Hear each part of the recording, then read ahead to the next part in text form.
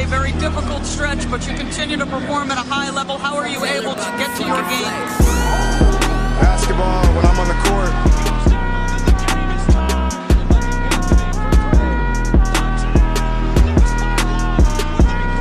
Rebecca, in the future, when you interview me, can you please take off your damn heels? He said, I'll present you, provided you let me wear your heels. We'll save that for later.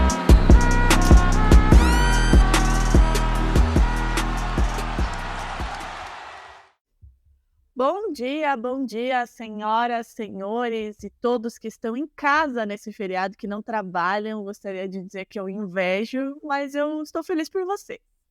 Dito isso, voltamos porque temos uma série aí, né, em jogo e temos Denver Nuggets liderando 2-1 para Denver. Denver vencendo o jogo 3 ou o jogo 1 em Miami, como queiram, com direito a muita gente famosa, né? Muita gente famosa estava lá. Alana Ambrosio está lá, assistiu de pertinho Jimmy Butler, mas o Neymar aparentemente levou azar aí, né? Pro seu amiguinho. Ele, Shakira, Pogba, enfim. Muita gente famosa ontem para assistir ao show de Nikola Jokic, Agatha Máximo. Tudo bem com você? Como é que você tá? Tá torcendo pro Denver, né? Eu sei que tá torcendo pro Denver. Tá torcendo pro jogo 7, como todo amante de basquete, mas para que no final das contas, quem saia feliz seja Nikola Jokic. Exatamente, Drica. Eu apostei uma série de 6 jogos, né? Um 4-2 aí. Mas também. um 4-2 não me agrada pelo simples fato de que Denver seria campeão fora de casa, né? E eu queria ver Denver ser campeão em casa, torcida junto.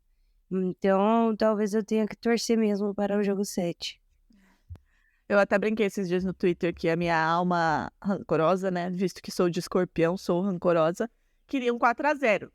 Mas a alma do amante de basquete quer 7 jogos, né? E como você falou, eu também apostei num 4-2, mas seria incrível essa torcida ter a oportunidade de ver com seus próprios olhos na arena a coisa se materializando e aí toda a festa que a gente sabe que vem depois. Mas para isso acontecer, precisa vencer jogos. E ontem, o time de Michael Maloney se ajustou, né? Criou um antídoto ao que Eric Spoelstra fez no jogo 2 e venceu o jogo em Miami 109-94 para Denver. Um jogo que chegou a ter aí, né? Terminou com 15, né? A humanas aqui é complicado para calcular coisas, ainda mais de manhã. Mas 15 pontos de diferença chegou a ser de 21 pontos a diferença para o Denver Nuggets, que assim, começou com o Miami na liderança, finalzinho do primeiro quarto o Denver catou aí essa liderança, no segundo também, teve mais um momentinho ali no segundo que o Miami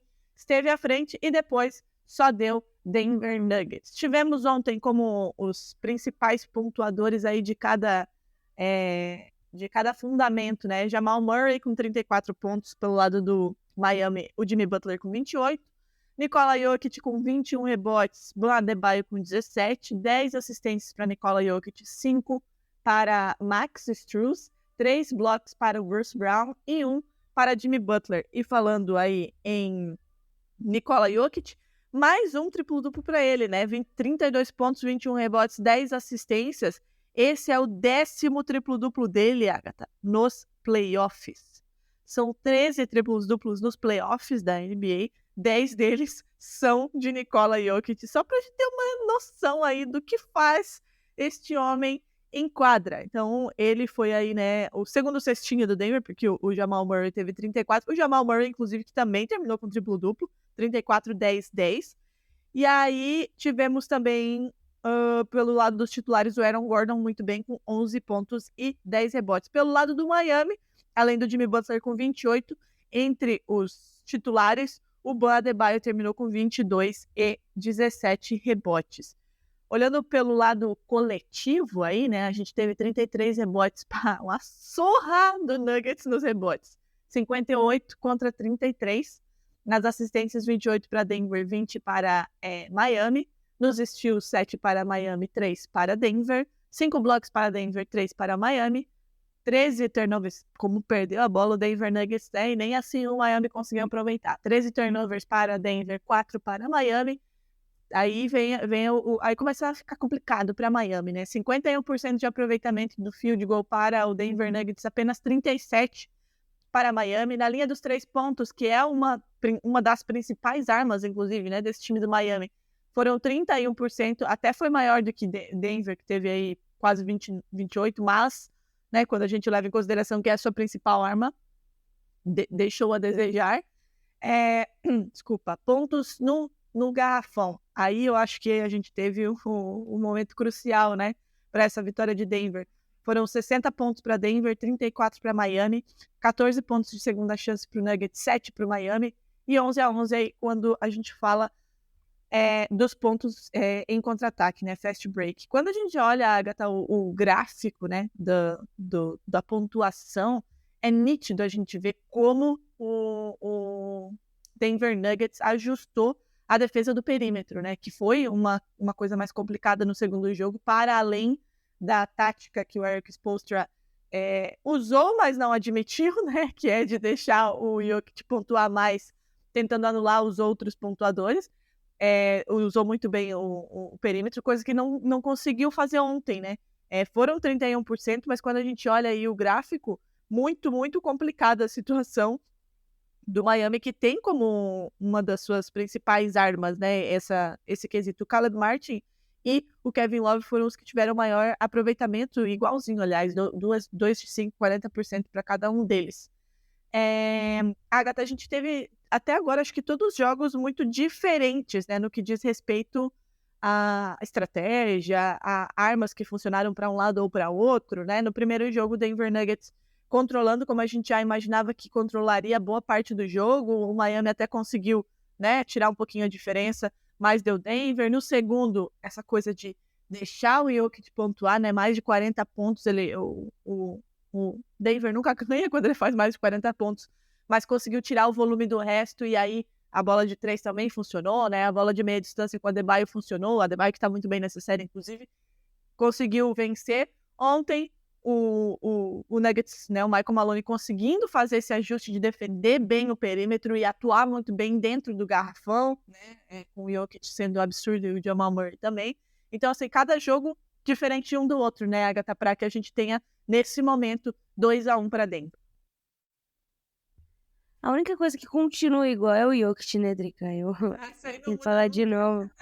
Não tem como. É o MVP da temporada, apesar de não ter vencido o prêmio. E, obviamente, vai ganhar MVP Finals se o Denver for campeão, porque tá fazendo uma temporada histórica, uma série histórica e tudo muito tranquilo pra ele, né? Ele tá jogando como... Pra ele é de fato um trabalho, né? A gente já falou isso. Ele vai, trabalha e vai pra casa. Só que é absolutamente o melhor funcionário aí da empresa NBA com sobras, né?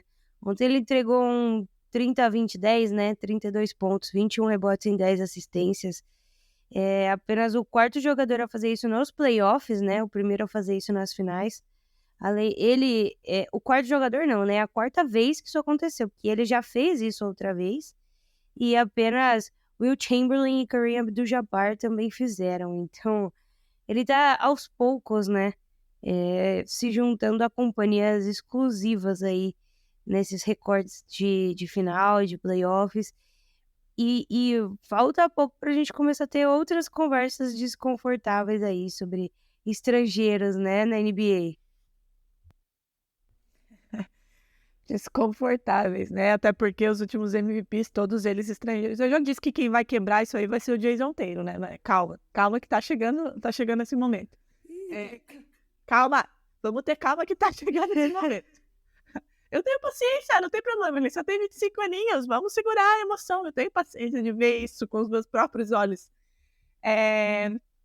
Essa questão, né, dos estrangeiros a gente vai falar um pouco mais, porque a off-season é longa, né? A gente pode trazer vários outros aí temas, mas eu concordo com você, né? A gente tem aí os últimos MVPs, todos eles estrangeiros, e eles dominando muito, muito, né? E como você falou, a gente tem o Antetokounmpo, que já foi MVP, o Jokic, o Embiid, que aqui nesse podcast eu quero dizer que ele não é o MVP, é uma coisa que é unânime entre nós duas. Mas temos o Embiid, tem o Luka Doncic aí, né? Em vias de talvez receber LeBron James, Agatha Máximo. Você já pensou? Que trágico seria? Porque imagina o time que já não tinha defesa esse ano vai ser uma peneira, né? Mas o que tu acha disso? Sabe? Abrindo um parênteses aqui rapidamente. Só assim, a tua opinião. O que eu acho de Dallas Mavericks receber LeBron James? Não vai acontecer, mas se acontecer. Eu não vou falar que eu não gosto, né? Pô, tem como. Luka Doncic, LeBron James e Kyrie Irving. Ia dar uma graça. Quem ia levar a bola, quem ia ficar com a bola, eu não sei. Seria Mas muito divertido, não é? ia ser um grande All-Star Game, né? A temporada inteira. Exato. Bom para os adversários, né? Que com certeza fariam uma festa. Mas enfim, voltando ao tema do podcast, eu acho que é como você falou, né? As coisas, elas mudam. E é o que a gente vem falando nos playoffs inteiros aqui, né? Playoffs, finais, enfim. São feitos de ajustes, né? Os técnicos têm fundamental importância no resultado final de cada série. Claro, né? O técnico não entra em quadra, aquela coisa toda, a pessoa pode falar, né? Mas é ele que ajusta o time, né? E a gente tem visto isso nessa série. Eu acho que é muito evidente isso. O Denver, desde que as finais foram estabelecidas, a gente falou aqui, e todo mundo falou, né? O Denver Nuggets é o favorito, é o time mais forte, né? Tá embalado, mais organizado. Mas o Miami tem a seu favor essa coisa dessa resiliência, né, de não desistir do jogo, enfim, em nenhum momento desiste mesmo. Ainda que ontem estivesse perdendo por 20 e poucos, não desistir do jogo. Isso também pode fazer a diferença. E aí, quando você tem dois times bons, né, com coadjuvantes respondendo, o que pode ser o diferencial? Os ajustes. E é o que a gente está vendo nessa série. O Denver levou o primeiro jogo, Eric Spoelstra, que a gente já cansou de rasgar elogios, mas nunca é demais, ajustou completamente o seu time para quebrar essa invencibilidade do Denver em casa. Como a Malone respondeu ontem, né, ajustando novamente o seu time. E aí vamos ver o que vai acontecer no jogo 4, mas com certeza Eric Spoelstra virá com ajustes importantes que vão impactar no jogo. Então eu acho que a gente está vendo aí um embate entre dois times bons, entre caras muito bons, né? Se a gente for destacar aqui os principais caras de cada time, né? O Jimmy Butler, Bam Adebayo, Jamal Murray, Nikola Jokic, mais os coadjuvantes indo muito bem, né? Aaron Gordon, se é que a gente pode chamar de coadjuvante, Michael Porter Jr., enfim, o Brown, o Laurie, o Cam Martin, né? Quem poderia imaginar? Ontem o Gabe Vincent foi uma miséria, mas ontem, inclusive, o J. Cole estava lá, e acho que por isso que o Kevin Martin falou, não, eu preciso mostrar para ele que, de fato, né, deu boa o que ele me ajudou. Mas esses coadjuvantes também ajudando, o que vai diferenciar, o que vai, né, ser aí o ponto de desequilíbrio é, de fato, a tática, como pensar o jogo, como ajustar durante o jogo, de um jogo a outro, e é o que a gente está vendo até aqui. Mas, Agatha, ontem o fato é que, né, o Denver, apesar de ter saído atrás, né, ter aquela vantagem do Miami na frente, não correu riscos depois ali do segundo tempo, principalmente. Abriu vantagem é uma coisa que esse Denver tem também muito bem, né, que é esse equilíbrio, essa calma, serenidade, né, quando tá perdendo para buscar o jogo, quando tem a vantagem, mesmo que ela vá diminuindo, de conseguir administrar, e foi o que aconteceu ontem. Para o jogo 4, Agatha, como é que você enxerga o que o Eric Spoelstra pode fazer para tentar não perder 2 jogos em casa e voltar com as costas contra a parede para Denver? A situação tá complicada, né, Drica? Porque o Denver errou mais, né? 13 turnovers.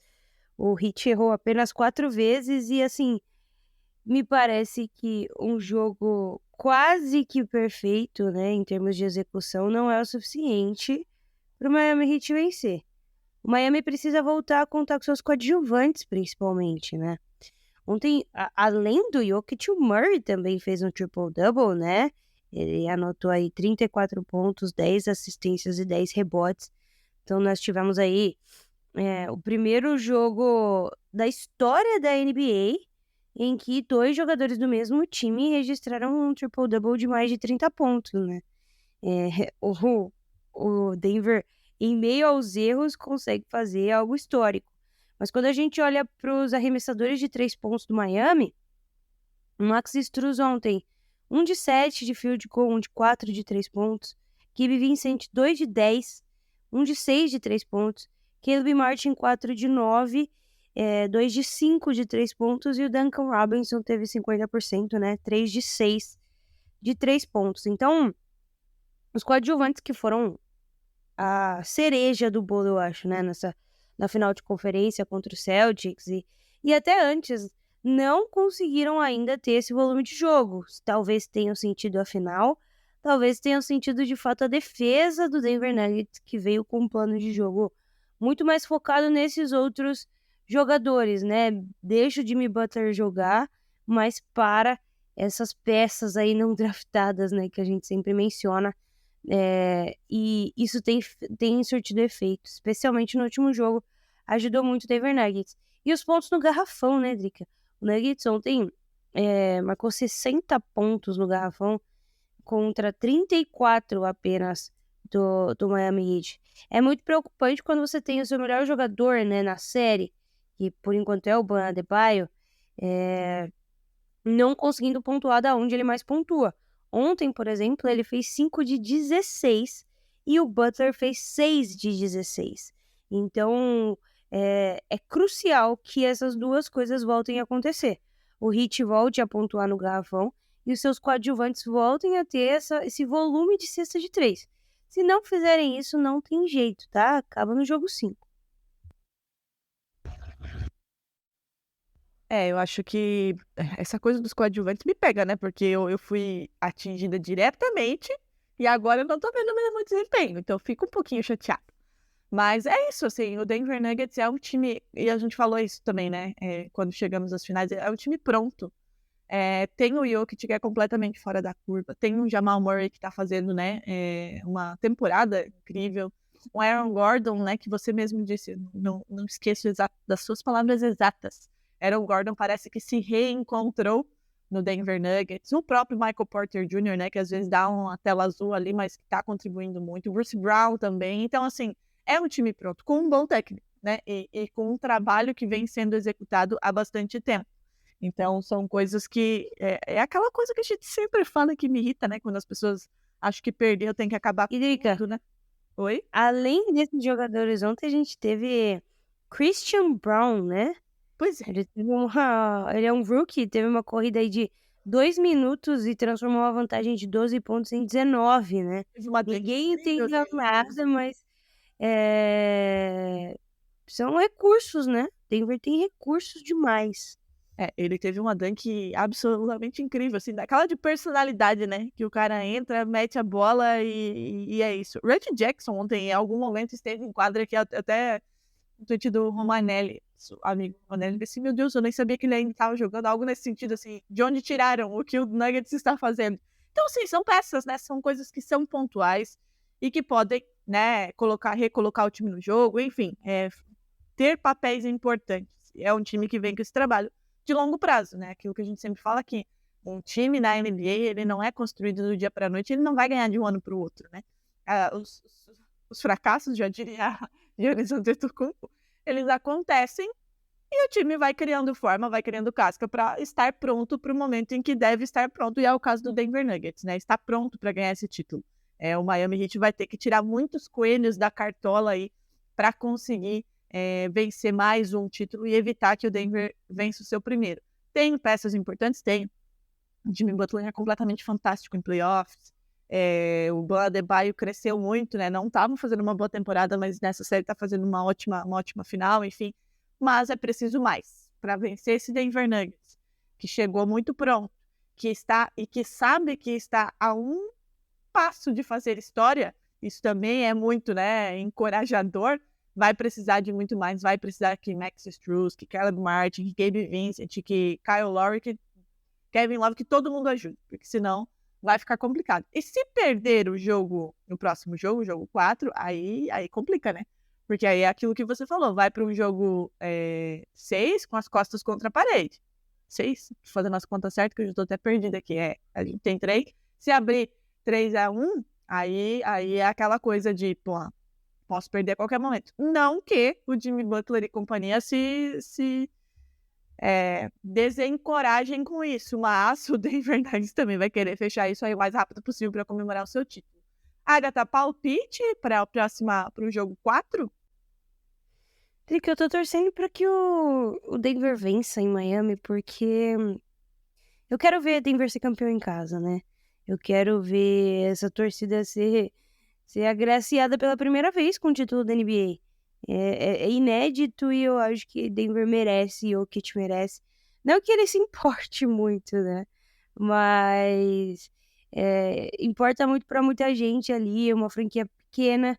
Mais uma vez, né, a gente pode ver um mercado pequeno vencer.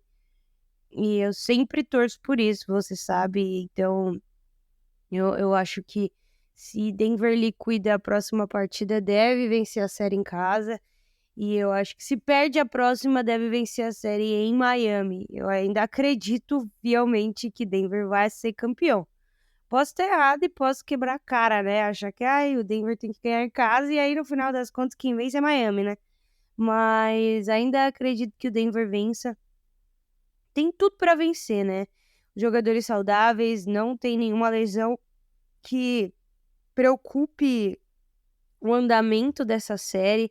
Nenhum dos dois times tem, na realidade, né? Acho que a gente sofreu bastante com lesões nas últimas temporadas e até no começo desses playoffs as lesões ditaram muito o resultado dos jogos, até o último jogo ali do Celtics, do Miami Heat, em que o Jason Tatum torce o pé.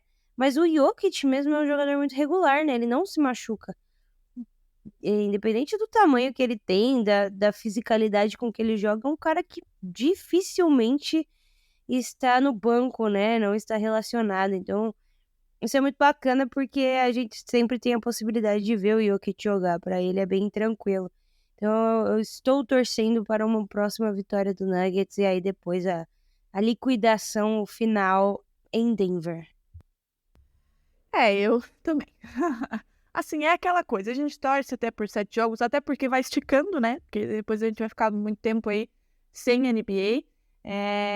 Mas são esses fatores, assim, né? Eu estou realmente torcendo pro Denver Nuggets para esse título inédito, pro Jokic. Eu acho que ele se importa. Com o título ele se importa. Ele não se importa muito com MVP, com troféu, com coisa individual, mas, né, quer muito dar isso para Denver. E merece, está merecendo. Esse time do Denver está merecendo, né? Bateu na trave ano passado, vem fazendo um trabalho muito bom nos últimos anos, como eu falei, né? Mantendo aí uma base muito boa, um trabalho do Michael Malone. Então, é importante, é legal quando isso acontece, né? Que não seja aquela estrela cadente, né? Tipo, ganhou, acabou. Eu acho que isso é bacana. Então, também estou torcendo aí para que Denver consiga fechar isso em casa para ver a festa, porque eu acho que vai ser uma coisa incrível. Eu tenho certeza que vai ser incrível, né? Título inédito, enfim.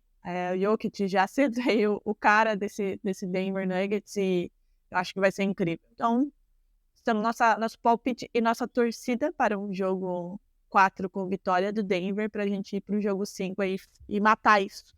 Ruim pra gente que vai ficar mais tempo sem basquete, mas vai ter tanto bafafá nessa off-season pra gente falar, pra gente se preocupar, né? Isso é o que não falta. Inclusive, falando de bafafá, eu peguei uma estatística agora, o Jokic e o Murray, eles têm 27 assistências um pro outro, né? Em 3 jogos contra o Miami. Ontem, por exemplo, 7 das 10 assistências que o Jokic teve, 7 das 10 assistências que o Murray teve foram pro Jokic e 4 das 10 assistências do Jokic foram para o Murray.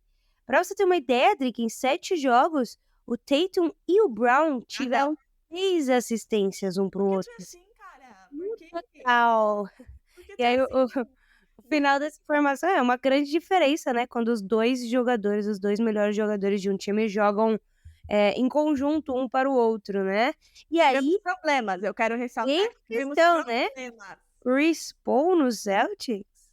Então, obviamente que eu tô só esperando algum insider vir com essa, né? No Twitter já tem muita gente já botando ele com a camisa do Celtics, né? Eu acho, na verdade, que ele vai continuar lá. Que é só uma manobra aí para diminuir salário, enfim, né? Abrir espaço aí no cap. Inclusive, a gente tem que fazer na off-season um outro episódio aí explicando, porque as regras mudaram, né? Tá meio confuso, inclusive, mas enfim. Poucas coisas poderiam ser alteradas significativamente devido às novas regras aí da NBA.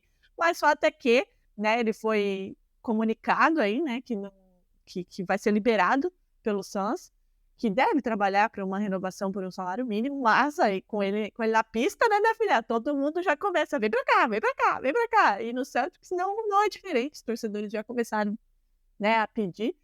Acho que me agrada, sabe? Eu acho que é um cara experiente que iria, né, agregar bastante, aquela coisa toda, mas não acho que vai acontecer. Se ele quer ter um título, é bom ele escolher bem pra onde ele vai ir, né? Porque tá começando a chegar ao fim da carreira. Tá na hora. E aí você tem uma série de coisas, né? Beleza, o Kevin Durant foi, mas aí você me tira Monty Williams pra contratar Frank Vogel. Eu não entendi essa movimentação do Phoenix Suns. Custaria entender mesmo que dê certo, mas ok, né? Monty Williams está no Detroit Pistons agora, né? A gente vai falar muito dessas trocas de técnico, porque ainda tem muita coisa para acontecer em termos de comando, né? Mas é isso, Driga. Eu só queria deixar essa informação, né?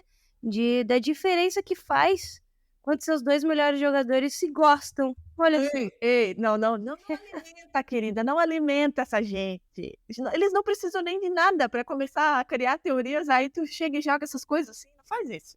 Eu gostaria de lembrar que o Brown jogou machucado, né, a série final. Ninguém fala sobre isso, né? Todo mundo mete o pau no coitado e ele lá, que não conseguia nem fechar a mão.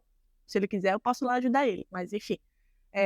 A gente vai falar aí na off-season sobre possíveis movimentações, que, graças a Deus, Brad Stevens já disse que quer manter ele lá. Eu recebi muito hate, sabia, Agatha, nos últimos tempos aí, por defender Jaylen Brown. O tempo provará que eu estou correta, mas tudo bem, vou deixar pra...